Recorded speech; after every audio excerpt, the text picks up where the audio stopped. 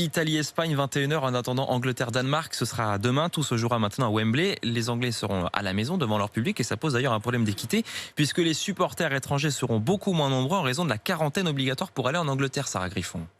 Il aurait fallu avoir du nez, prévoir la qualification de son équipe en demi-finale, arriver une semaine plus tôt, bardé de tests anti-Covid, s'acquitter d'une quarantaine dans un hôtel londonien hors de prix pour pouvoir assister au match ce soir. Beaucoup trop de contraintes pour les supporters étrangers, au grand regret de Roberto Mancini, sélectionneur italien. Je trouve ça injuste, très injuste. Mais je dois dire que c'est mieux de jouer devant du public plutôt que jouer avec peu de monde. C'est ce qui est beau dans le sport, le football, le monde du spectacle en général. Mais je trouve très injuste qu'il n'y ait pas moitié de supporters venant d'Italie et moitié venant d'Espagne.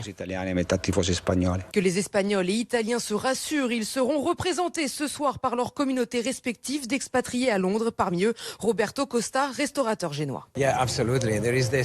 On est la deuxième plus grande communauté à Londres. On est tous très proches et on ira faire du bruit tous ensemble.